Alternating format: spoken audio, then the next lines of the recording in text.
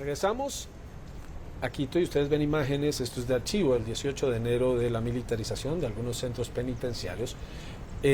Ahí apenas transcurría una semana de una profunda crisis que vivió este país. En medio de todo lo que ocurrió, estaba ya como secretario de Comunicaciones de la Presidencia Roberto Izurrieta, quien durante muchos años nos acompañó como analista en nuestra cobertura política, pero hoy pertenece al gobierno. Muchas gracias, Roberto, por estar en esta emisión de Directo USA.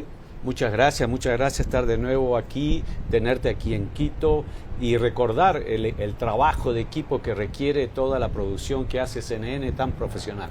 Hoy no te va a preguntar ni de Trump, ni de Biden, ni de elecciones, porque no puedes. Hablemos de lo que ocurrió esta semana. 10, 11 de enero, una crisis profunda. ¿Ya se superó? ¿Ya se puede decir que Ecuador pasó esa etapa o no? Yo creo que hay un quiebre de una situación que estábamos viviendo, que muchas veces ha sido compartida en América Latina, que tiene muchos orígenes en común. Efectivamente, cuando el mundo ve esas famosas y trágicas tomas de Canal 10 de televisión en vivo, temíamos lo peor. Había más o menos más de 100 personas, periodistas trabajando ahí, y se toma la decisión de recuperar el canal. Momentos muy difíciles, pero con esa decisión y sobre todo la claridad de objetivos. El objetivo era proteger las vidas. Esto es, se hizo una operación tan profesional que pocos podían creer que nadie murió en esa operación, pero ese mismo día, parte de la respuesta de este intento tan abrupto del crimen organizado, se tomaron todas las cárceles. Y las tomas que tú acabas de ver son 10 días después, porque de ahí las cárceles se tomaron y tuvimos más o menos unos 200 rehenes. Y con la prudencia, el profesionalismo, la decisión del pueblo ecuatoriano, la decisión política de todas las fuerzas políticas, con el mismo objetivo, proteger la vida durante 10 días se esperó y se hizo un trabajo profesional, y solamente una persona falleció en la toma de esas cárceles cuando existían cerca de 200 secuestrados.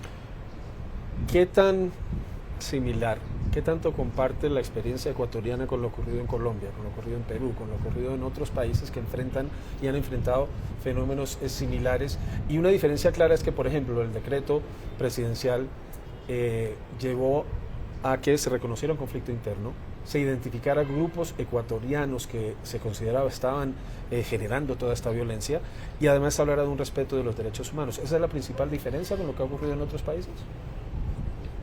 Cuando se toman el Canal 10, el mensaje de ellos era: aquí mandamos nosotros.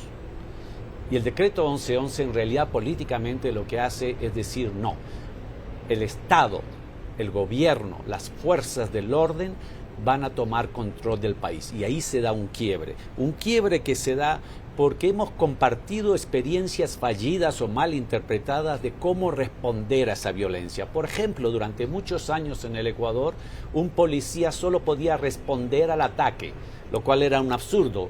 El criminal tiene que disparar primero y después le puede responder el policía. Después vino la respuesta proporcional, que aún así esas se demoraron un año en levantar el reglamento.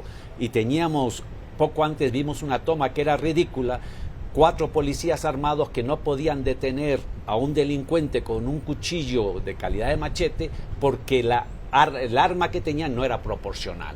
Entonces lo que se hace con en realidad el decreto 1111, que es decir a las fuerzas del orden que aquí hay una decisión política del país, del gobierno, que las fuerzas del orden las reciben como su respaldo, y el gobierno tiene una minoría alrededor del 20% de la asamblea, pero aún así se envió el decreto 1111 a la asamblea, y por primera vez en muchos años de manera unánime la asamblea dice, y las cortes dicen, el total respeto. Entonces ese respaldo político que viene de una decisión del país, de una causa de país, es lo que cambia la dinámica de esta interacción y decir: aquí está el Estado, vamos a buscar orden. Y por supuesto las cárceles, que han sido grandes focos, es un tema muy sensible. Estamos en gran parte del control de las cárceles y en las zonas rojas. Muchas veces para tratar de entender un fenómeno se compara. Entonces el primer ejemplo se dijo es que Ecuador va a hacer lo del Salvador.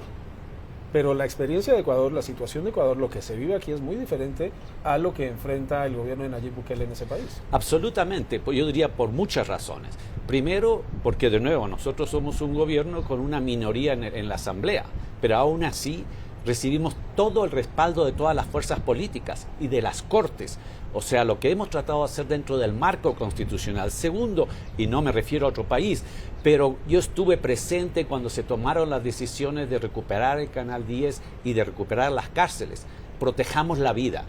No existía ningún afán publicitario, ni siquiera político. Es decir, aquí hay que tener objetivos claros. El Estado tiene que tomar presencia, las Fuerzas Armadas, la policía tienen un claro mando, una clara misión que cumplir. Estamos aquí para proteger vidas y estamos aquí para poner orden y proteger a los ciudadanos. Entonces, esta claridad realmente, cada país tiene sus propias experiencias, pero lo hace a la nuestra, como todas, particular.